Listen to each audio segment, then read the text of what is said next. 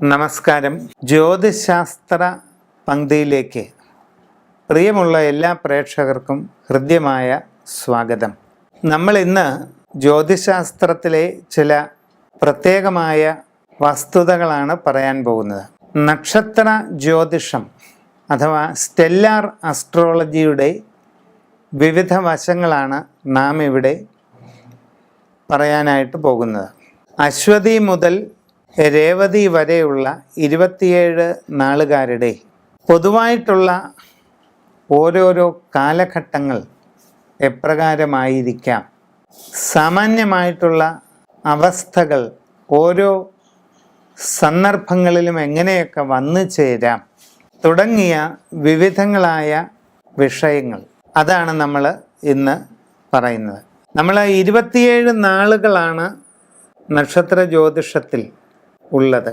Lunar astrology അഥവാ ചാന്ദ്ര ജ്യോതിഷത്തിൻ്റെ ഭാഗമാണ് ഇവ. നിരയന ജ്യോതിഷമെന്നും പറയും. നക്ഷത്രങ്ങളെന്ന് പറയുമ്പോൾ നമ്മൾ ആകാശത്ത് ഇങ്ങനെ കൺചിമ്മി തെളിയുന്ന ആ കാണുന്ന വെറും നക്ഷത്രങ്ങളെ പറ്റിയിട്ടല്ല പറയുന്നത്. ഒരു നക്ഷത്ര മണ്ഡലം എന്ന് പറയുന്നത് ആകാശത്ത് 13.25 ഡിഗ്രി, കുറച്ചുകൂടെ വ്യക്തമായി പറഞ്ഞാൽ 13.33 ഡിഗ്രി അളവാണ് ഒരു നക്ഷത്ര മണ്ഡലം. ഭൂമിക്ക് ചുറ്റുമുള്ള അന്തരീക്ഷ മണ്ഡലത്തെ ഒരു പരിപൂർണ വൃത്തമായി പരിഗണിച്ചാൽ ആ വൃത്തത്തിൻ്റെ ഗണിതപരമായ അളവ് 360 ഡിഗ്രിയാണ്. അങ്ങനെയുള്ള വൃത്താകൃതിയിലുള്ള അന്തരീക്ഷ മണ്ഡലത്തിൽ 30 ഡിഗ്രി വരുന്ന ഒരു ദൂരപരിധി, അതിനെയാണ് ഒരു രാശി അഥവാ ഒരു രാശി മണ്ഡലം എന്ന് പറയുന്നത്. അങ്ങനെ 12 രാശികൾ, 30 ഡിഗ്രി അളവ് വീതമുള്ള 12 രാശികൾ ചേരുമ്പോൾ ഒരു രാശിചക്രം, വൃത്താകൃതിയിലുള്ള ഒരു രാശിചക്രം പൂർത്തിയാകും.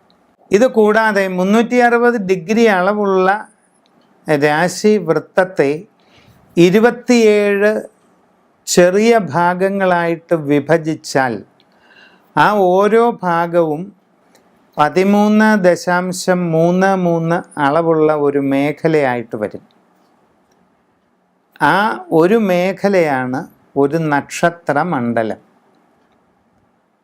ആ ഒരു മേഖലയിൽ കാണപ്പെടുന്ന കോൺസ്റ്റലേഷൻസ്, താരാപഥങ്ങളുടെ വ്യൂഹം, അവയെ അടിസ്ഥാനമാക്കി അതിന് പേരുകൾ നൽകിയിരിക്കുകയാണ്. അപ്പോൾ ഭൂമിക്ക് ചുറ്റുമുള്ള വൃത്താകാരമായ മണ്ഡലത്തിൽ 13.33 ഡിഗ്രി അളവ് വരുന്ന ഒരു മേഖലയാണ് ഒരു നക്ഷത്ര മണ്ഡലം. അശ്വതി, ഭരണി, കാർത്തിക, രോഹിണി എന്നറിയപ്പെടുന്നത് ഈ നക്ഷത്ര മേഖലകളാണ്. ഈ ഒരു നക്ഷത്ര മേഖലയിലൂടെ ചന്ദ്രൻ കടന്നു പോകാൻ എടുക്കുന്ന ഒരു കാലയളവാണ് ഒരു നാൾ. അത് ശരാശരി 60 നാഴിക അഥവാ 24 മണിക്കൂർ കൊണ്ടാണ് ഒരു നക്ഷത്ര മേഖലയിലൂടെ ചന്ദ്രൻ കടന്നു പോകുന്നത്. ഇതിനെയാണ് നമ്മൾ ഒരു നാൾ എന്ന് പറയുന്നത്. ഇതാണ് നക്ഷത്രങ്ങളെ പറ്റിയിട്ടുള്ള ഏറ്റവും അടിസ്ഥാനപരമായ കാര്യം ചുരുക്കി പറഞ്ഞത്. തിരുവാതിര നാളുകാർക്ക് ജനനമെന്ന് പറയുന്നത് രാഹുദശയിലാണ്. രാഹുദശ ആകെ 18 വർഷമാണ്. ഈ തിരുവാതിര നക്ഷത്രം തുടങ്ങി എത്ര നാഴിക വിനാഴിക ചെന്നിട്ടാണ് കുഞ്ഞ് ജനിക്കുന്നത് എന്നുള്ളതിനെ ആശ്രയിച്ച് ജന്മശിഷ്ടം എത്ര കാലം രാഹു ഉണ്ട് എന്ന് കണക്കാക്കും. എന്തായാലും ശൈശവവും ബാല്യവും ഈ രാഹുദശയിലായിരിക്കാനാണ് സാധ്യത. അതുകൊണ്ട് തന്നെ ശൈശവകാല ക്ലേശങ്ങൾ, ബാല്യകാല ക്ലേശങ്ങൾ, ഇതിനൊക്കെ ഒരു സാധ്യതയുണ്ട്. വളരെ ശ്രദ്ധിച്ച് ആവക കാര്യങ്ങളിൽ വസ്തുതകൾ അറിഞ്ഞ് വേണ്ട കാര്യങ്ങൾ ചെയ്യുക. ബാല്യത്തിൻ്റെ മധ്യം മുതൽ വ്യാഴദശാകാലമാണ് യൗവനം വരെയുള്ള കാലഘട്ടം, 16 കൊല്ലം. വിദ്യാഭ്യാസത്തിൻ്റെ ഉപരിഘട്ടങ്ങളും ജോലിക്ക് വേണ്ടിയുള്ളതായ അന്വേഷണവും അതിൻ്റെ ആരംഭകാലവുമെല്ലാം ഈ വ്യാഴദശയിലായിരിക്കാനാണ് സാധ്യത. അതുകൊണ്ട് തന്നെ പലപ്പോഴും ആവക കാര്യങ്ങളിൽ വളരെ പ്രയോജനങ്ങൾ ഉണ്ടാകാറുണ്ട്, നേട്ടങ്ങൾ കൈവരിക്കാനായിട്ടുള്ള അവസരങ്ങളും ഉണ്ടാകാറുണ്ട്. ഈ യൗവന മധ്യത്തിന് ശേഷം യൗവനത്തിൻ്റെ അന്തിമഘട്ടവും കടന്ന് മധ്യപ്രായത്തിൻ്റെ ആരംഭം കുറിക്കുന്നത് വരെ ഒരു നീണ്ട 19 വർഷക്കാലമെന്ന് പറയുന്നത് ശനിദശയായിരിക്കും ഈ കൂട്ടർക്ക്. തൊഴിൽപരമായിട്ട് ചില പ്രതിബന്ധങ്ങൾ, പൊതുവെ ജീവിതത്തിൽ അപ്രതീക്ഷിതമായിട്ടുണ്ടാകാവുന്ന അസ്വസ്ഥതകൾ, ഇതൊക്കെ ഈ ശനിദശയുടെ ഭാഗമായിട്ട് വന്നേക്കാം. എങ്കിലും അതിനെയൊക്കെ തരണം ചെയ്ത് നല്ല രീതിയിൽ മുമ്പോട്ട് പോയി വിജയം കൈവരിക്കാനായിട്ട് സാധിക്കാറുണ്ട് മിക്ക ആളുകൾക്കും. അത് ഓരോ വ്യക്തിയുടെ ജനന സമയത്തെ ഗ്രഹനിലയെ ആശ്രയിച്ചിരിക്കും.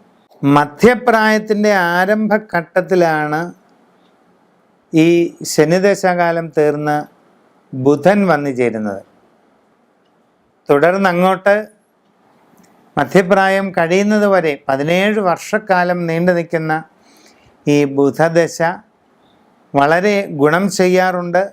കുടുംബത്തിൽ ഒട്ടേറെ മംഗളകർമ്മങ്ങൾ, പലവിധത്തിലുള്ള നേട്ടങ്ങൾ, ഗൃഹനിർമ്മാണങ്ങൾ, ജീവിതത്തിൽ വളരെ ഉയരങ്ങളിലേക്ക് എത്തിച്ചേരുക, സ്ഥാനമാനങ്ങൾ ലഭിക്കുക തുടങ്ങിയ അനേകം ഗുണങ്ങൾ ഈ ബുധദശാകാലത്ത് വരാറുണ്ട്.